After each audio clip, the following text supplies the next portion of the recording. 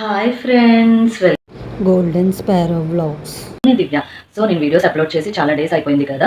So ఇప్పుడు కొత్త వీడియోతో నేను ముందుకు వచ్చేసానండి.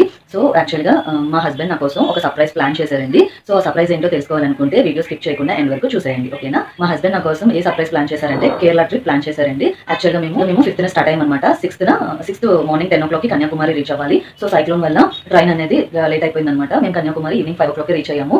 సో అలా లేట్ అవ్వడం వల్ల నాకైతే కన్యాకుమారిలో ఏ ప్లేసెస్ చూడలేకపోయామన్నమాట. ఒక కన్యాకుమారి అమ్మవారి దర్శనం అయితే చేసుకున్నాము. మెయిన్ గా చూడాల్సిన ప్లేసెస్ కన్యాకుమారిలో ఏంటంటే వివేకానంద రాక్ మెమోరియల్ చూడాల్సిన ప్లేస్ అనమాట. అక్కడికి ఎలా అంటే బోట్ ద్వారా మనం వెళ్ళాలి. సో బోట్ టైమింగ్స్ వచ్చేసి మార్నింగ్ 8 to ఈవినింగ్ 4 అనమాట.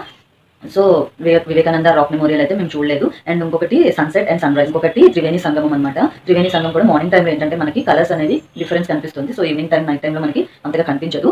సో ఇవి కన్యాకుమారిలో మనం నేను చూడాల్సిన ప్లేసెస్ అనమాట. సో ఇవైతే మేము చూడలేకపోయాం అనమాట, మిస్ అయిపోయాము. అండ్ నెక్స్ట్ డే మేము తిరువనంతపురం స్టార్ట్ అయిపోయాము. సో మేము తిరువనంతపురం రీచ్ అయ్యాము. రీచ్ అయిన తర్వాత అనంత పద్మనాభ స్వామి దర్శనం కూడా మాకు చాలా బాగా అయింది. అండ్ నేను మీకు ఒక చిన్న ఇంపార్టెంట్ విషయం చెప్పాలనుకుంటున్నాను. ఏంటి అంటే మీరు తిరువనంతపురం వెళ్ళాలి అనుకుంటే వన్ డే మీరు తిరువనంతపురంలో స్టే చేయడానికి ప్లాన్ చేసుకోండి. ఎందుకు అని చెప్తున్నానంటే తిరువనంతపురం మనం వెళ్ళిన తర్వాత అనంత పద్మనాభ స్వామి గుడికి అయితే కంపల్సరీగా వెళ్తాము. సో అక్కడ మనం దర్శనానికి ఎంత టైం అవుతుందో మనకి తెలియదు. మేబీ 1 hour అవ్వచ్చు, 2 hours అవ్వచ్చు, 3 to 4 hours కూడా అవ్వచ్చు. ఎందుకంటే అక్కడ టెంపుల్ దర్శనం టైమింగ్స్ అనేవి చాలా డిఫరెంట్ గా ఉన్నాయన్నమాట. సో అందుకని చెప్పేసి మీరు తిరువనంతపురం వెళ్ళాలి అనుకుంటే వన్ డే మీరు తిరువనంతపురంలో స్టే చేయడానికి ప్లాన్ చేసుకోండి. సో మాకైతే మేము 2 hours లైన్ లో వెయిట్ చేసాం అనమాట దర్శనం కోసం. వన్ డే తిరువనంతపురంలో స్టే చేయడానికి ప్లాన్ చేసుకోండి. ఎందుకంటే మనం ట్రావెల్ చేస్తున్నప్పుడు మన మైండ్ అనేది పీస్ఫుల్ గా ఉండాలన్నమాట. సో అప్పుడే మనం ట్రావెల్ ఎంజాయ్ చేయగలం. సో అందుకని చెప్పేసి చెప్తున్నాను. అండ్ నెక్స్ట్ మేము తిరువనంతపురం నుంచి మున్నార్కి స్టార్ట్ అయ్యామన్నమాట.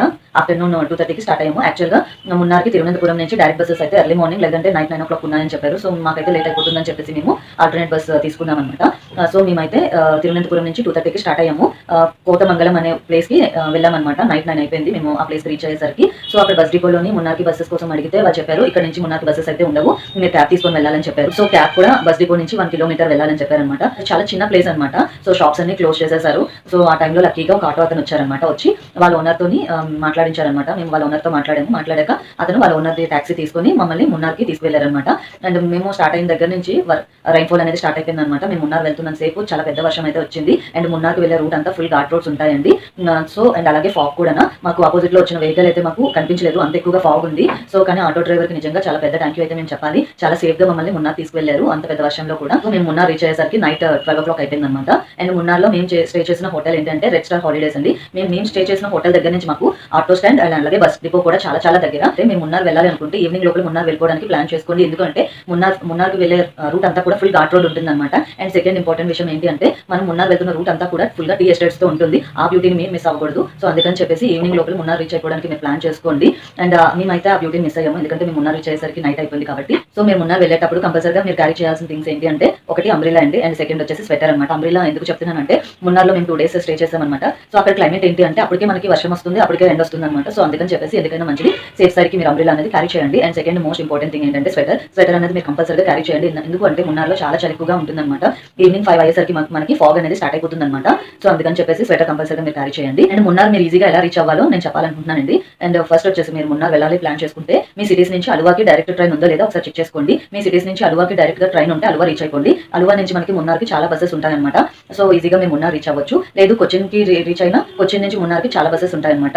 అలువా నుంచి మున్నార్కి మనకి 3 hours జర్నీ పడుతుంది. అలాగే కొచ్చిన్ నుంచి మున్నార్కి 3 to 4 hours జర్నీ కంపల్సరీగా పడుతుంది అనమాట. చాలా హోటల్స్ ఉన్నాయన్నమాట. ఫుడ్ అయితే హోటల్స్ లోనే బాగానే ఉందండి, ప్రాబ్లం అయితే ఏమీ లేదు. మార్నింగ్ 6 o'clock ట్రైన్ స్టార్ట్ అయింది. రాజమండ్రి స్టేషన్ లో టిఫిన్ తీసుకున్నాం, 2 ఇడ్లీ అండ్ 2 వడ. టైం వచ్చేసి ఇప్పుడు 9:30 అవుతుంది. అండ్ ఇది వచ్చేసి నెక్స్ట్ డే వీడియో తీసానండి. ట్రైన్ లో నుంచి చుట్టూ గ్రీనరీ అండ్ అక్కడక్కడ విండ్ ఫ్యాన్స్ అనేవి కనిపించాయి అనమాట. చూడడానికి చాలా బాగుంది కదా, మీతో కూడా షేర్ చేద్దామని చెప్పేసి వీడియో తీసాను అనమాట.